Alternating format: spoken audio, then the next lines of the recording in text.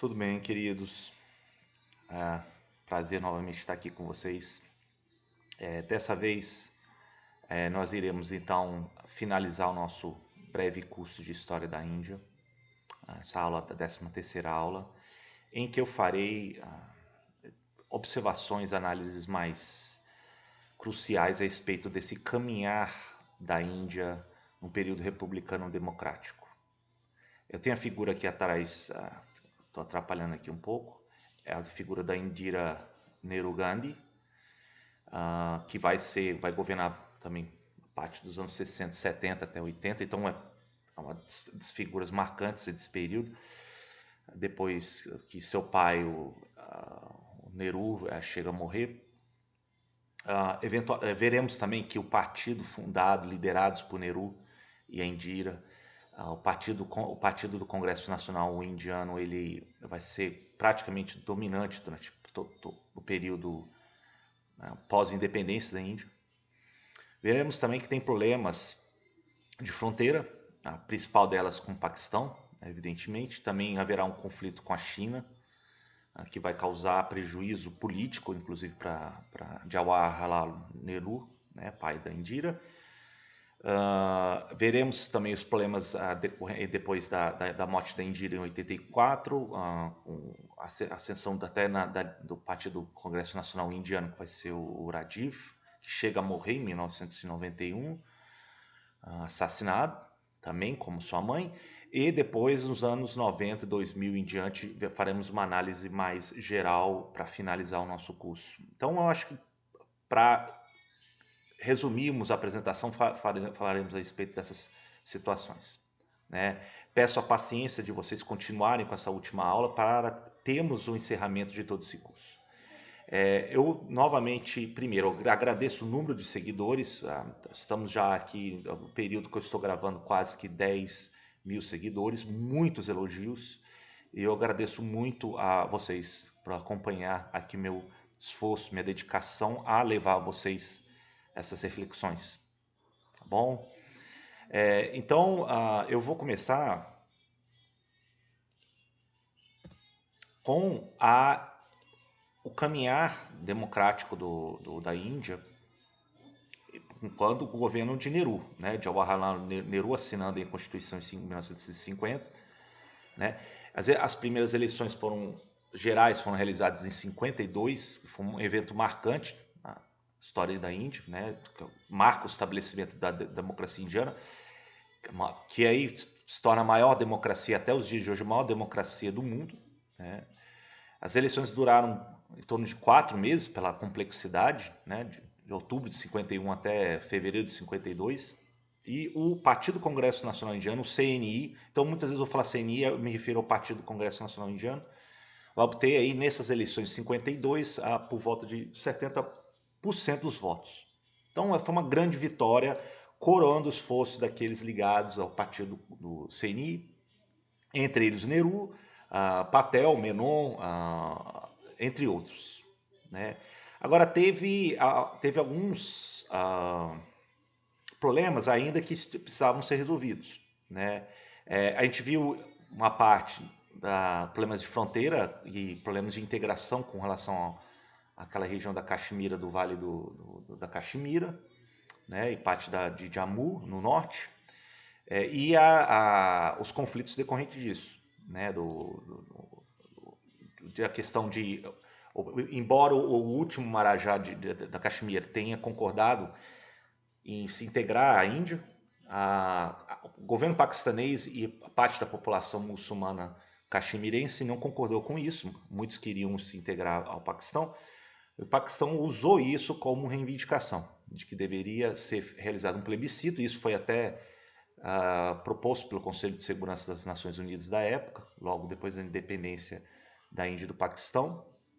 Lembrando que o Paquistão na época ainda tinha a parte oriental ocidental. Em 1971, o Paquistão oriental, pela distância da parte ocidental, ela irrompe numa guerra de independência e ganha independência como Bangladesh em 1971. Mas isso na época de Indira.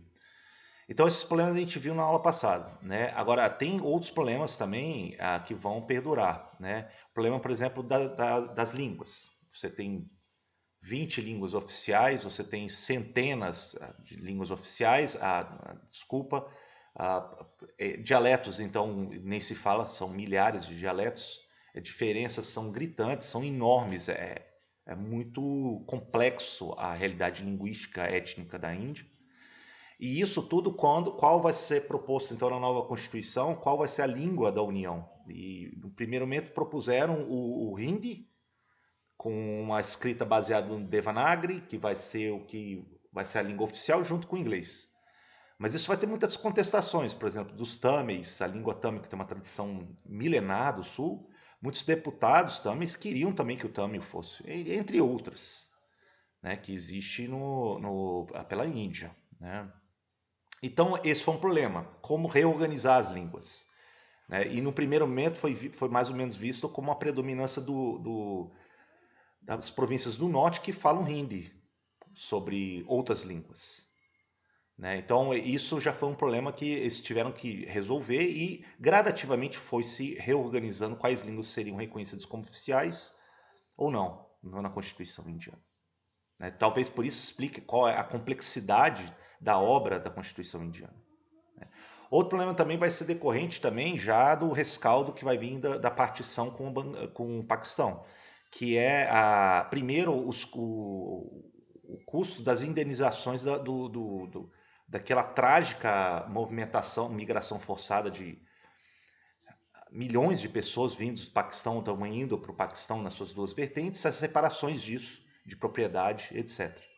Né? Isso depois vai aumentar ainda com relação à disputa, com relação ao controle, com relação à região da Vale do Rio Indo, né? E sobre canais, sobre questões de irrigação, de fornecimento de energia, de afluentes da região. Né? Então tudo isso vai ser um problema grave que vai tornar ainda mais sensível as negociações com o Paquistão depois da independência. Né? Principalmente nos anos 60, isso vai vir muito à tona. Agora, o Nehru, quando ele se torna líder, primeiro líder que é a esquerda, né? Ele começa também a se projetar, primeiro buscando uma via autônoma na política externa. Então a sua busca por autônomo de apoio em certas partes com relação à União Soviética não se traduziu num alinhamento a Moscou.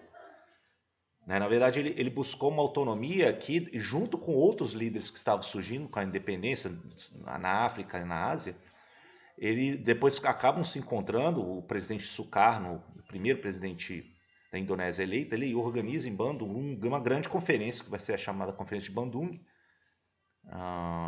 que 29 países vão participar de Bandung. A China manda o Zhou Enlai, o chanceler, né, até o Japão mesmo envia um enviado, né? E isso tudo vai refletir o fato de que esses países buscavam uma postura própria no contexto internacional, né? Sobre a questão americana, a interferência americana, os excessos, isso estava bastante evidente com relação ao que aconteceu na Guerra da Coreia e também no Vietnã. Sobre também mas isso não significou um apoio restrito à União Soviética, né? Então isso foi um encontro, uma expressão descolonial, né? Tentando enxergar aí os abusos do passado imperialista de países europeus, né? E isso tudo em Bandung deu origem a uma postura então de não alinhamento, uma postura diplomática, geopolítica de equidistância com relação a Moscou e a Washington, né? E aí você tem, por exemplo, na foto aqui, um encontro, além de Nehru, você tem o Nkrumah, grande líder de Gana, um dos primeiros líderes depois da África subsaariana independente, o Nasser do Egito, né? O Sukarno da Indonésia aqui, e também o Tito da Iugoslávia.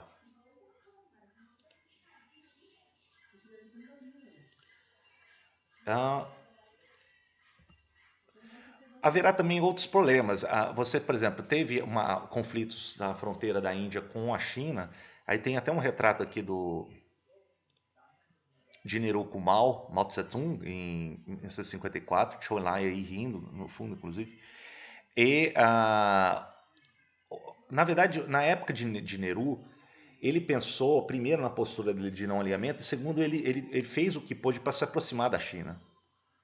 Né, no sentido de que ele primeiro idealizou uma aproximação sino-indiana para buscar um outro polo integrado asiático. E no primeiro momento, Zhou Enlai e Mao tinham sinalizado uma integração. Né? Agora, não ficou resolvido questões de fronteira que tinham sido negociadas ainda num período muito conturbado da China, em que era uma China republicana, em que depois os comunistas não reconhecem as negociações deles com outros países, e a Índia também era ainda governada pelos britânicos. Então, e eles delimitaram as fronteiras da Índia britânica com a China republicana ao longo de uma linha que foi idealizado para o britânico, que vai ser chamada linha McMahon.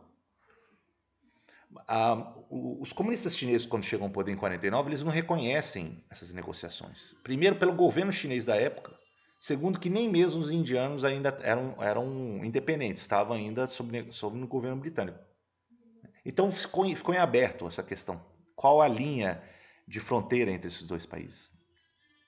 E em 1959, você tem alguns choques de fronteira ali. Né? Por exemplo, a guarnição chinesa, ela na região de Arunachal, desculpa, a região de Arunachal Pradesh, aqui do lado de Butão, região do Himalaia, é uma região que tinha, e é boa parte reivindicado pelos chineses.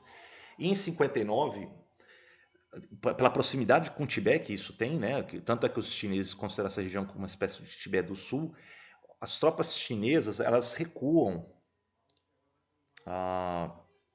os 20 quilômetros, em 1959. Isso foi lido pelos indianos como uma espécie de recuo e aceitação de que nessa zona demarcada eles poderiam avançar. Né? E aí os chineses percebendo, os chineses do Exército de Libertação Popular, eles perceberam isso e começaram então a aproximar perigosamente contra os indianos. Né? Inclusive com até ordens de atirar se houvesse uma distância menor do que 50 metros. Isso em 59. Agora, a primeira ofensiva chinesa vai vir depois em outubro de 62.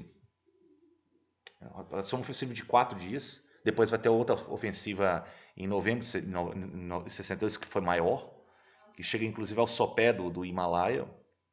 E foi um período em que os chineses reivindicaram toda aquela região com base como era a soberania chinesa na época da dinastia Qing, a última dinastia imperial. E esse confronto foi pesado, né? Foi um ataque que avançou, né? Além da linha McMahon, depois um combate que teve em Tagla. E essa região também vai ampliar para outra região, que vai ser a região de Aksai-Chin,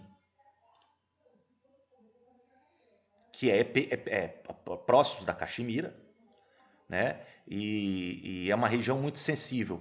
Por quê? Porque essa região de Aksai-Chin, ela dá o acesso do Tibete para a região de Xinjiang, na região ocidental chinesa.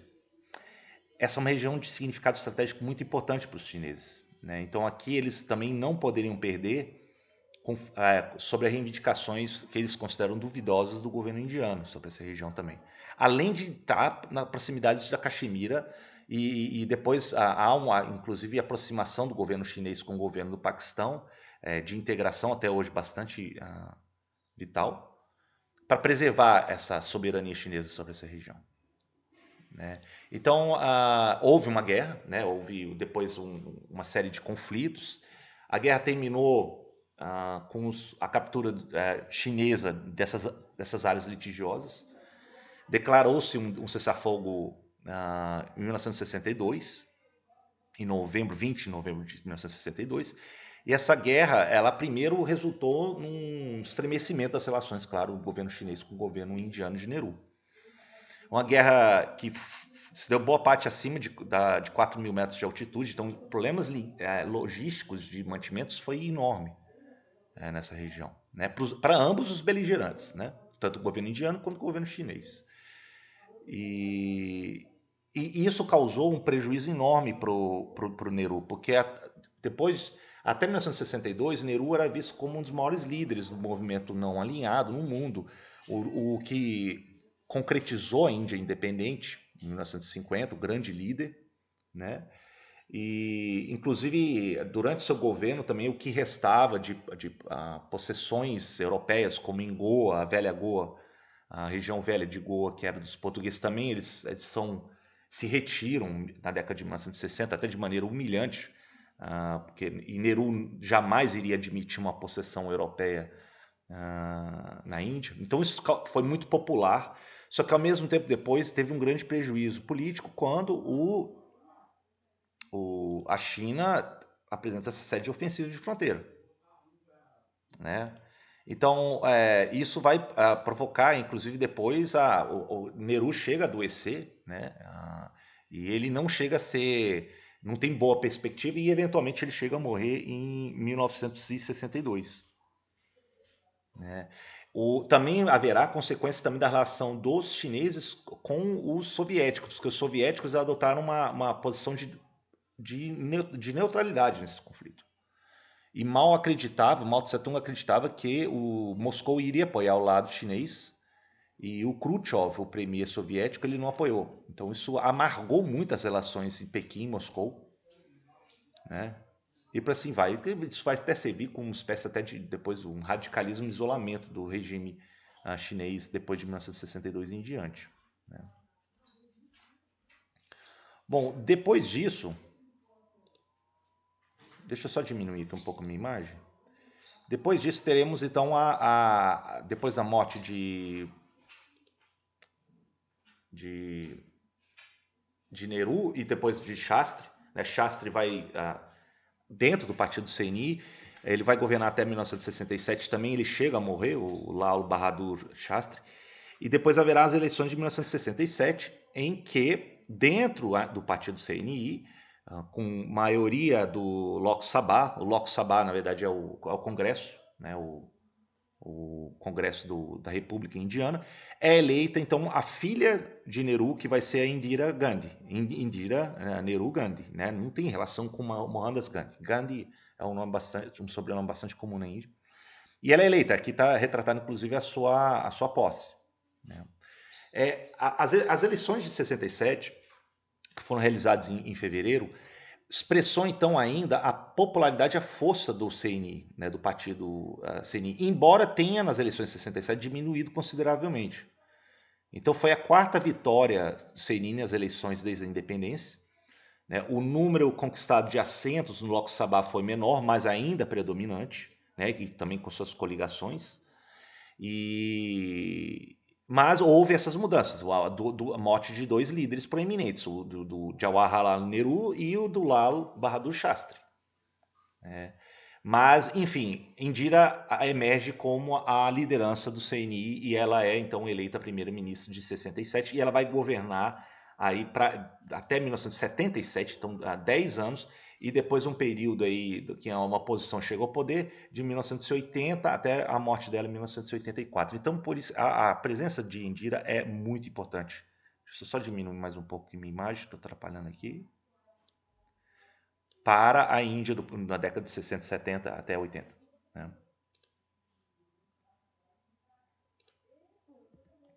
Aqui tem uma foto da Indira, inclusive quando visita oficial ao Brasil, em 1968. Outras tensões que surgem são, por exemplo, a movimentos guerrilhas que reivindicam a maior participação popular. E nesse caso, existe um movimento de inspiração maoísta que vai surgir em torno do movimento Naxalita. O movimento Naxalita, ela vai surgir em regiões bastante empobrecidas da Índia, né? Ela foi iniciada na região de Bengala, no Nordeste, com temática maoísta muito forte, também em Andhra Pradesh, ali da região norte-nordeste indiano, né? Também presente em regiões de Telangana e de Srikakulam, com a fronteira com Odisha, e são regiões de florestas, regiões de população muito marginalizada e pobre na Índia. Então isso foi um problema que, junto com inspirações maoístas de insurreição, de guerrilha, ele vai começar a fustigar o interior dessas regiões, de difícil acesso, né? É claro, haverá uma série de conflitos do exército indiano com essas guerrilhas, né? E esses embates foram violentos, né? Em Srikakulam, por exemplo, o movimento Naxalita foi liderado por um professor. Ele liderou vários grupos, inclusive muitos tribais que eles falam, em, em insurreições, paralisações, greves, confisco de terras de fazendeiros latifundiários. Eles denunciam muito essas propriedades latifundiárias, né? E em Telangana, você tem outra liderança, a região então mais aqui ao sul, em vermelho, onde estão as principais concentrações de naxalitas, que existem até os dias de hoje, né, embora tenha enfraquecido. Mas em Telangana, a luta vai ser liderada muito mais por um veterano do Partido Comunista Indiano, né? Inclusive depois eles chegam a fundar um outro partido durante a época. Então esse foi um dos problemas que começa a surgir nos anos 60, nos anos 70, aí na Índia. Deixa eu só... Outro movimento vai ser o chamado movimento JP, que vai ser muito decorrente dos efeitos da recessão indiana nos anos 70, né, com os dois choques de petróleo, resultando em um desemprego crescente, uma inflação galopante, uma escassez de alimentos, né? Embora a Indira depois ela vai promover um movimento que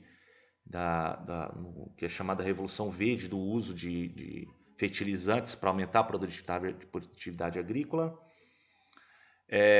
Mas isso ainda estamos no final dos anos 60, dos anos 70, um período de crise, né? Isso vai levar a muitos distúrbios de grande escala na Índia, né? Greves, nem sempre ligados aí ao governo, né? Muitos da classe média e de pessoas mais marginalizadas expressam descontentamento. E um movimento que vai vir vai ser em torno de um político, que vai ser o Jai Prakash Narayan, ou como eles falam, o JP, né? E aí chamam o movimento JP, que ele era muito popular numa região que era muito povoada, que é a região de Bihar, né?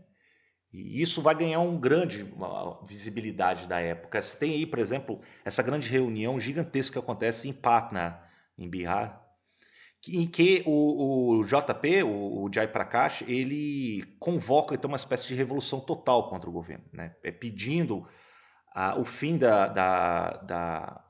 dos eleitos das legislaturas estaduais, dissolução de todo o sistema político indiano, né? Ele pede para os seus seguidores a paralisação total do governo da sociedade indiana. Ele tinha proposto um governo popular paralelo, inclusive, do governo indiano.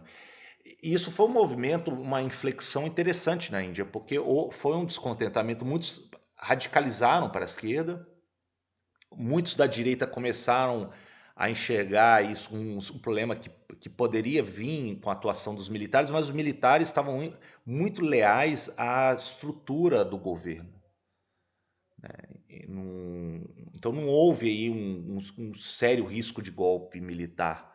A Indira era uma figura muito forte no CNI, no partido do CNI, né? Agora ela percebeu que o descontentamento começou a ser combustível para a oposição dela. E a oposição que eu digo não é uma frente unificada, mas elas são muito mais partidos pulverizados pela Índia. Partidos regionais em torno de uma identidade ou de uma ideologia específica, mas sem grande projeção nacional como o CNI era, né? Então, depois de 74, a Indira ela começou então a pensar numa maneira de mitigar os efeitos disso, né? E aí ela declara o que é a polêmica período da emergência, a emergência nacional que ela declara, né? Porque ela via como vindo ameaças à democracia indiana, né?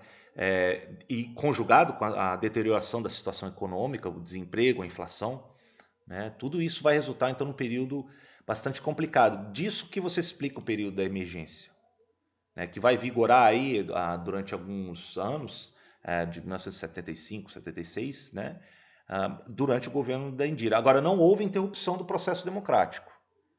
Isso estava previsto na Constituição indiana quando houve uma grave ameaça. E talvez esse tenha sido o período mais delicado do caminhar democrático indiano desde a independência. Né? Agora, a insatisfação diante da emergência dos efeitos da crise vai resultar depois na ascensão de uma maioria parlamentar no Lok Sabha, que vai ser liderado pelo Partido Janata.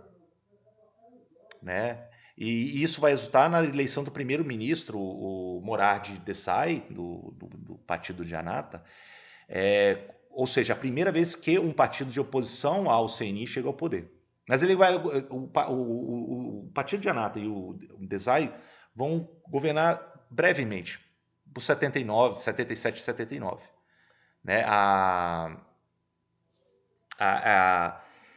As eleições de 77, na verdade, foi visto por muitos como um referendo sobre emergência. Evidentemente, muitos ficaram descontentes com a decisão de Indira sobre a independência, sobre a emergência. O próprio JP, né, ele também fez campanha contra a Indira, contra o CNI, e o Partido Janata ele capitalizou tudo isso. Né? Ele começou a juntar os pequenos partidos, uma pletora de partidos por toda a Índia, e essa era a fragilidade. Porque ele reuniu muitos partidos com pequena projeção nacional e depois ele teve que lidar com múltiplos interesses. Então isso já estava anunciado quando chegou ao poder em 77. Mas o fato é que o CNI, o partido CNI, não foi bem. No norte da Índia, houve uma queda brutal da sua popularidade. A Indira e seu filho, que ela estava articulando como sucessor, o Sanjay, foram praticamente derrotados em boa parte do norte indiano, embora no sul eles ainda tivessem uma grande popularidade ainda. O governo de Janata ele ganha então a maioria parlamentar, mas ele não retém o poder por muito tempo. Depois de 77 as eleições, você teve um desgaste dos seus interesses internos, a paralisia na implementação de programas e de políticas prometidas para atenuar a crise nos aspectos econômicos e sociais, para atender as demandas do eleitorado, e o que vai resultar então nas eleições de 1980 com a volta da Indira e do CNI ao poder. Então isso é um atestado do fracasso do Janata e dessa imensa coalizão de pequenos partidos contra o partido do CNI. Aí tem a foto dela em campanha. Nessas eleições de 1980, o CNI consegue capitalizar as lutas internas, divisões que existiam dentro da oposição, lideradas pelo Partido Janata, e chega inclusive a votar com maioria parlamentar de coligados no Lok Sabha de 2/3 dos assentos. Então é significativo. Então assim que a Indira volta ao poder, em 1980. Agora, talvez o que vai mais marcar o governo da Indira, o último governo da Indira, vai ser com a crise na região do Punjab, na região noroeste, em que estava começando a surgir um partido local em que pedia, o Akali Dal, em que pedia a independência do Punjab, que seria o Punjab Suba, um estado dos Sikhs, os radicais Sikhs, para ser formados no Punjab. Agora, o Punjab é uma região muito povoada, muito fértil, e de maioria Sikh, e também tem fronteira com o Paquistão. Inclusive, o Paquistão tinha uma parte do Punjab dentro do seu território, isso então vai até fraturar o território que era boa parte de Sikhs, durante a partição de 47, mas aí que surge então um partido local que pede autonomia dessa região de maioria Sikh, que vai ser liderados por esses radicais do Akali Dal, o partido Akali. O Akali Dal, ele, nas eleições de 1980, ele não consegue a maioria para formar um governo no Punjab, ou seja, na legislatura estadual, e disso eles começam então a radicalizar e aumentar suas demandas.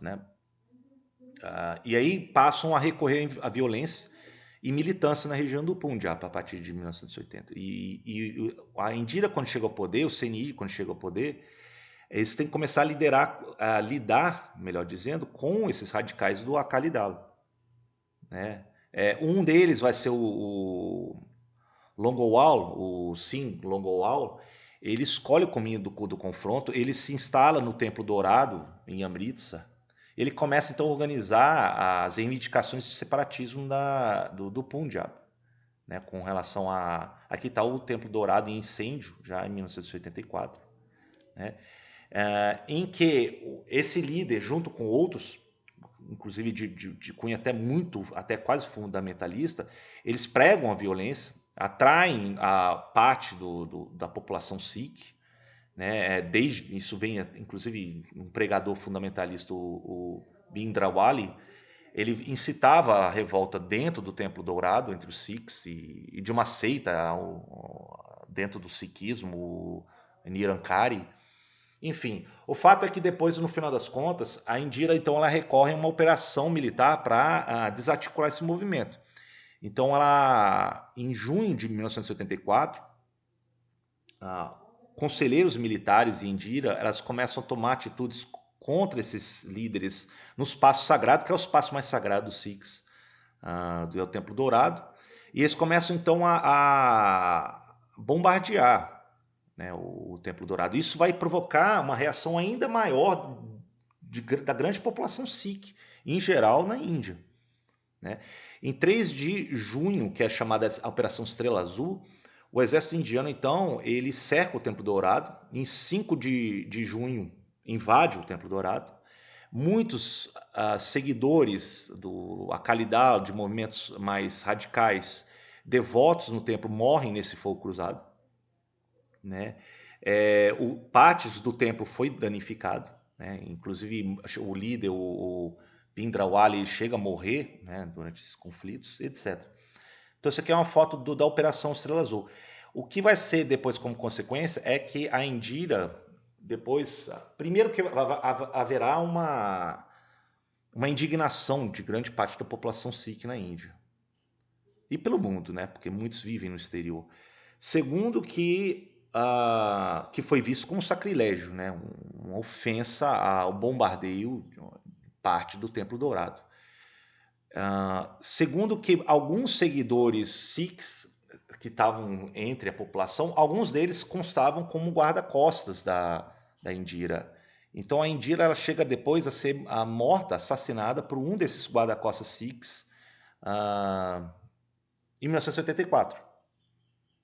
Então foi um problema considerável isso, né? Porque aí, tanto é que depois, logo depois do assassinato da Indira, há uma revolta da população não Sikh, começam a atacar os Sikhs, a população Sikh em geral, nas grandes cidades, por exemplo, em Delhi, né? Entre outras cidades, né? Enfim, ela chega a morrer, a Indira, em 1974, que abre a questão da sucessão no CNI.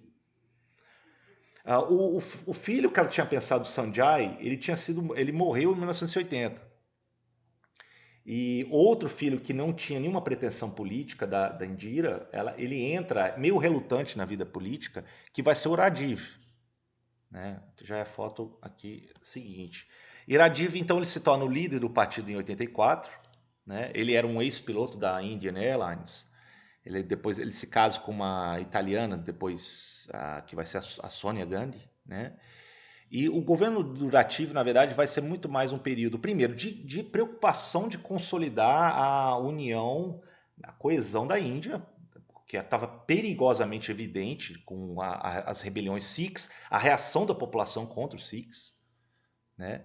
E o governo dele de 84 até 89 vai ser muito marcado por reformas de abertura do mercado, reformas liberais, do liberalismo.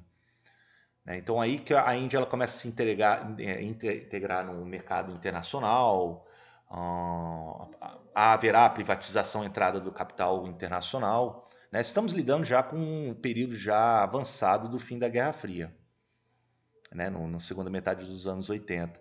Agora, o Rajiv ele chega a apoiar o governo das Maldivas, que teve uma tentativa de golpe, e nisso ele começa a provocar o descontentamento de alguns guerrilheiros do Sri Lanka, ali do sul, que são os tigres tamis, do Ilan.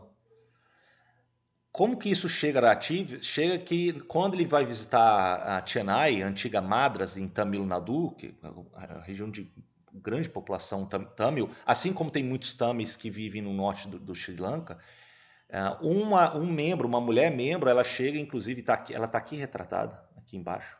Ela chega, inclusive, a se aproximar do Rajiv Gandhi na sua visita, em campanha em 1991, então ele já tinha deixado o governo, e ela aciona uma bomba e mata ele. Então isso aí é um problema já bastante complicado, que eu acredito que começa a inaugurar uma outra fase depois de Rajiv na Índia, um período pós-Guerra Fria. Esse talvez tenha sido o momento mais dramático, a morte do filho de Indira. E em 92 tem um evento também que eu acredito que é bastante emblemático, vai ser a demolição da mesquita Babri, a antiga mesquita Babri em Ayodhya, em Uttar Pradesh. O argumento foi de que ali, esse templo, antes de erguer essa mesquita, se não me engano no século XVI, antes existia o templo onde Rama nasceu, um dos avatar de Vishnu, que tinha, então essa mesquita foi erguida em cima desse local, suposto local de nascimento de Rama. E aí, quando eles vão demolir isso em Ayodhya, em 1992, muitos muçulmanos ficam indignados. Né? Na verdade, quem demole vão ser radicais hindus, demolem essa mesquita para tentar recuperar o templo, o local de nascimento de Rama. E disso vai acontecer episódios bastante preocupantes, perseguição a muitos muçulmanos. Eu acredito que esse evento tenha sido importante porque isso começou a demonstrar os perigos de divisões comunitárias sectárias com base em identidades religiosas. Esse evento em 1992 foi bastante emblemático por isso. Depois você teve em Maharashtra, em Mumbai, você teve também perseguição a muitos muçulmanos, a violência da população, grande população hindu contra a população muçulmana. Em Gujarat também, nos anos 90, haverá também um episódio de perseguição a muçulmanos. E na época, quem era governador de Gujarat é o atual primeiro-ministro Narendra Modi, do partido Janata Bharatiya, né, que está no poder nos dias de hoje, em 2021. Ele pouco fez para coibir essa violência contra a população muçulmana em Gujarat. Né? Enfim, são questões preocupantes. Né? São questões que vêm à tona em situações de crise. Essas questões de identidade local, religiosa, étnica, por vezes aparecem na Índia. Mas o sistema democrático plural persiste. Talvez essa tenha sido a herança mais valiosa de Nehru, dos fundadores da República Indiana. Né? E aí que eu vou para o último slide, que vai ser a Índia como, merecidamente, como a maior democracia do mundo. São as últimas eleições, estou falando de 2021, mas as últimas eleições de 2019, estimou-se cerca de 900 milhões de votantes. Uma população de 1,3, 1,4 bilhão de pessoas. Evidentemente, primeiro, bastante complexo. Segundo, preservou-se uma democracia laica e plural. Embora houvesse alguns radicais hindus que queiram transformar a Índia num estado hindu, do movimento Hindutva, inclusive dentro da estrutura do partido Bharatiya Janata, que está no poder, alguns radicais, a república e a democracia indiana ainda se mantém no sentido laico, no sentido plural, no sentido secular. Né? Então isso, para mim, talvez seja o maior legado da Índia para a humanidade, para a história não somente da Ásia, mas e toda a estabilidade da região do sul asiático, porque é um país referência no sul asiático. Né? E preservou-se o seu caminhar democrático desde a independência, de 1947 até os dias de hoje. Não foi interrompido. Né? Agora, quais são para encerrar esses últimos slides da nossa última aula, eu gostaria de fazer uma reflexão com vocês em torno dos fatores que podem, se exacerbado numa crise, ficar problemático. E o que pode ameaçar a ordem social plural, complexa que a Índia tem na sua riqueza de sua história, como a gente viu ao longo do curso. O primeiro deles vai ser ainda o sistema que persiste em práticas que são o sistema de castas herdados do passado. Eu tinha falado isso como uma herança maldita de uma política britânica de tentar separar eleitorado muçulmano e hindu. Isso vai exacerbar ainda as divisões identitárias. E com a tentativa dos britânicos de buscarem formular um código jurídico, muitos deles eles recorrem a antigas obras hindus, e eles acham uma dessas ideias da questão da separação, a Varna, né, das castas aí, em várias ordens e subordens. Né? É bastante complexo isso para a gente examinar brevemente. Mas o fato que isso pode servir, ele obstaculiza a plena participação política e democrática na sociedade indiana. Eu acho que esse que é o problema, principalmente no meio rural. Então esse é um dos problemas, um dos fatores a ser considerado. O segundo é a pluralidade linguística. O Hindi ele é o mais falado do país, cerca de 400, 500 milhões de falantes, mas são uma pletora de outros. Né? Você tem o Tamil, como eu falei, o Malayala, o Bengali, o Telugu, entre outros. Né? O Urdu, muito falado na região norte, noroeste indiano. Né? Essas línguas, muitos têm alfabetos escritas diferentes, tradições literárias completamente diferentes. Né? Então é um desafio enorme manter uma coesão cultural diante dessa diversidade linguística. E outro fator, o terceiro, seria a religião, sendo que 80% da população indiana se declara como hindu, mas eles têm a segunda maior comunidade muçulmana do mundo. Cerca de 140, 150 milhões, 13% da população indiana, o que faz com que a Índia tenha a maior comunidade de muçulmanos, ficando atrás apenas da Indonésia, né? Salvo engano. Mas você tem grande comunidade de cristãos, de sikhs, de budistas, de jainistas, de zoroastristas, e também o universo hindu, que você tem várias partes dentro do universo hindu. E como a religião ela é um dos pilares fundamentais da identidade humana, essas diferenças latentes elas podem vir à tona numa crise. Então também é um outro fator a considerar. O penúltimo eixo, eu acho que vão ser as diferenças socioeconômicas. Você tem uma grande disparidade na Índia, alguns fabulosamente ricos, concentrando grande parte da riqueza da economia, contra 26 a 30% da população indiana. Então você tem 300, 400, 500 milhões de pessoas vivendo a linha da linha da pobreza. Então isso pode servir também de combustível para conflitos e mudanças políticas futuras. O movimento Naxalita, acredito que seja um bom exemplo aí. E também do que aconteceu com o movimento JP que a gente viu. E por último temos a questão do gênero. Grandes obstáculos aí com relação à plena participação e integração da mulher na Índia. Né? Embora a Índia tivesse uma grande figura feminina, como foi a Indira Nehru Gandhi, você tem vários casos de agressão contra as mulheres na Índia. Né?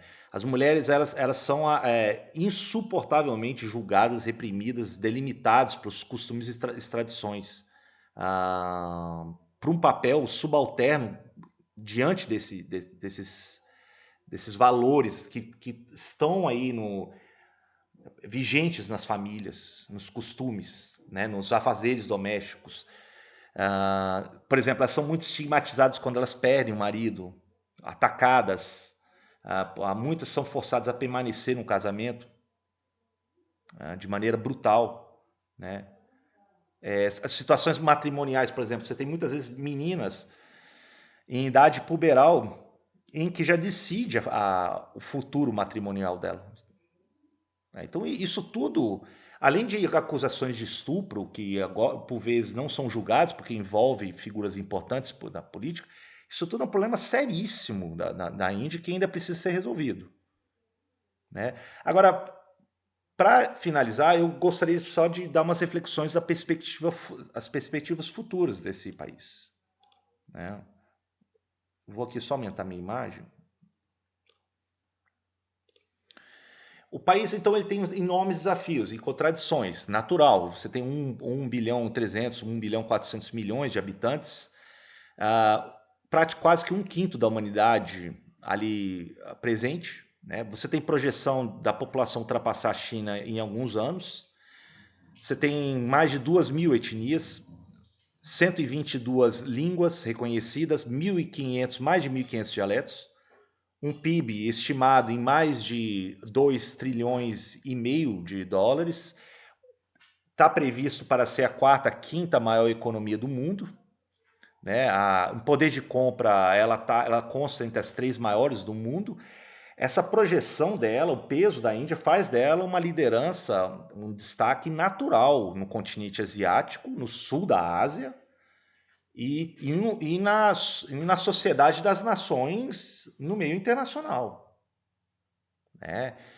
Acredito que o atual governo, embora do Narendra Modi tenha sinalizado a aproximação com o governo americano, o futuro da Índia, acredito, seja muito mais interessante dialogar com o governo chinês. A integração com o governo chinês e uma integração no espaço asiático e do Oceano Índico, no qual naturalmente ela se projeta como proeminente, vai fazer com que ela tenha uma projeção, uma presença maior.